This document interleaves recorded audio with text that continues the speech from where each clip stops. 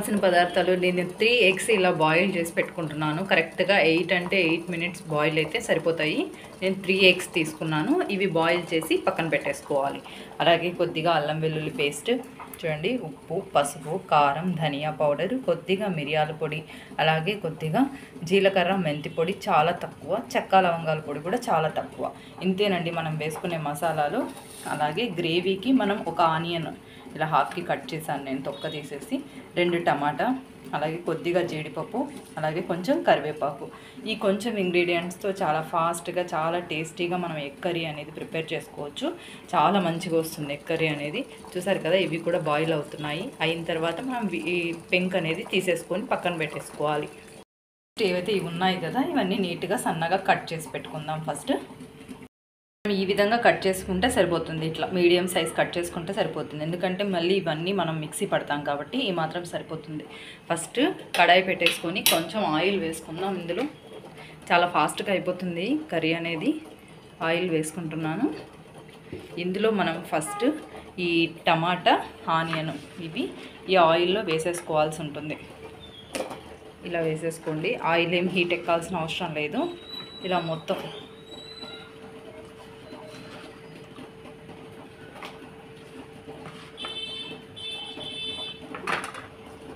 ఇలా వేసుకొని మనం ఫ్రై చేసుకుందాం కొద్దిగా. ఇందులోనే నేను జీడిపప్పు కూడా వేసేస్తాను.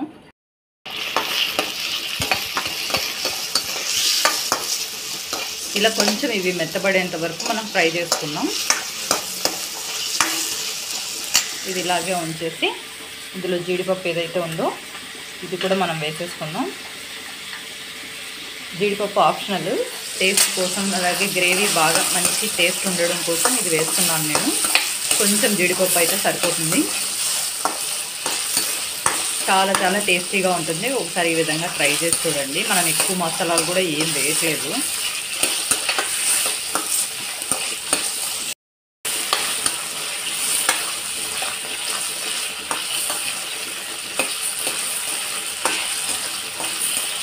మనకి ఈ విధంగా లైట్గా ఫ్రై అయినా సరిపోతుంది. ఇప్పుడు స్టవ్ ఆఫ్ చేసేసుకొని ఇదంతా మనం మిక్సీ జార్లోకి ట్రాన్స్ఫర్ చేసుకోవాలి.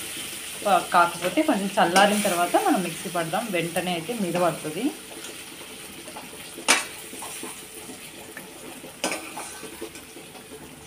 మొత్తం ఇందులోకి షిఫ్ట్ చేసేసుకుంటున్నాను నేను. ఇప్పుడు కొంచెం చల్లారిన తర్వాత దీన్ని మనం మిక్సీ పట్టేసుకుందాం. మిక్సీ పట్టిన తర్వాత ఇలా పేస్ట్ లాగా అయిపోతుంది. దీన్ని ఇలా పక్కన పెట్టేసుకుందాం. ఫస్ట్ మళ్ళీ దీంట్లో కొంచెం ఆయిల్ వేసుకోవాలి. స్టవ్ ఆన్ చేసి ఇదే కడాయిలోనే కొంచెం ఆయిల్ వేస్తున్నాను. కొద్దిగా ఆయిల్.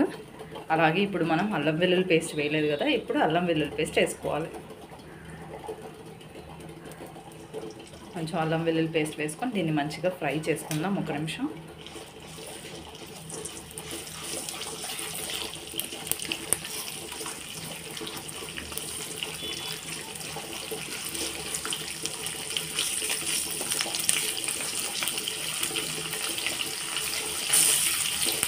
ఇప్పుడు ఇందులోనే మనము ఏదైతే ఇది మిక్సీ పట్టుకున్న పేస్ట్ ఏదైతే ఉందో దాన్ని కూడా మొత్తం ఎత్తి దీంట్లో వేసేయాలి. వేయంగానే మీకు మంచి టేస్ట్ అనేది వస్తుంది. ఇందులోనే కరివేపాకు కూడా వేసేసాను నేను. ఇప్పుడు మన దగ్గర ఏదైతే ఇది మసాలా దినుసులు అన్నీ ఉన్నాయో మొత్తం వేసేసుకుందాం. ఉప్పు, కారం, పసుపు, జీలకర్ర, మెంతుల పొడి, కొద్దిగా కొంచెం మిరియాల పొడి, అలాగే చెక్క లవంగాల పొడి, అలాగే ధనియాల పొడి మొత్తం వేసేసాను. ఇందులో చాలా మంచి స్మెల్ అయితే వస్తుంది. ఇప్పుడు సిమ్లో పెట్టుకొని ఈ మసాలా అంతా కొంచెం మంచి వాసన వచ్చేలాగా, పచ్చి వాసన అంతా పోయేలాగా ఇప్పుడు కొంచెం దీన్ని ఫ్రై చేసుకుందాం. చూసారా ఎంత కలర్ఫుల్గా ఉందో. టేస్ట్ మాత్రం అదిరిపోతుంది. చాలా ఈజీగా చేసుకోవచ్చు. మంచి స్మెల్ అయితే వస్తుంది. ఇలా కొంచెం సేపు ఒక 2 మినిట్స్ ఫ్రై చేసుకుందాం.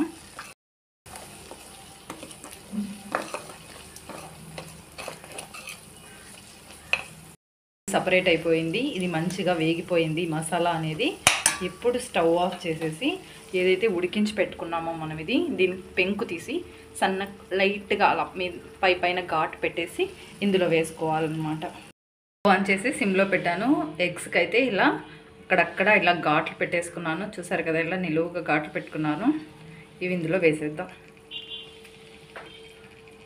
ఇవి కూడా ఈ మసాలాలో లైట్గా ఒక్కసారి అలా రోల్ చేయండి, ఒక 1 మినిట్. ఎందుకంటే ఈ ఆయిల్, ఈ మసాలా కొంచెం ఎగ్గు పట్టడానికి లైట్గా కలపండి, లేదంటే ఎగ్ డిస్టర్బ్ అయిపోయి అది కొంచెం ఇదైపోతుంది, బ్రేక్ అయిపోతుంది. సో లైట్గా అలా కలబెట్టండి. ఒక్క 1 మినిట్ ఇలా ఉంచేసినామంటే కొంచెం ఎగ్గా మసాలా పడుతుంది. కొద్దిగా వాటర్ వేసుకోవాలి. ఇప్పుడు మీకు పులుపు సరిపోలేదనుకోండి, కొంచెం ఈ చింతపండు పులుసు అయినా మీరు ఇందులో వేసుకోవచ్చు. లేదంటే నేను చేసిన ఈ 3 ఎగ్స్కి నేను 2 టమాటాలు వేసాను కాబట్టి నాకైతే సరిపోతుంది పులుపు. మీకు సరిపోకపోతే కొంచెం చింతపండు పులుసు ఈ స్టేజ్లో కూడా వేసుకోవచ్చు. 1 మినిట్ తర్వాత ఇప్పుడు కొంచెం వాటర్ వేసుకున్నాం.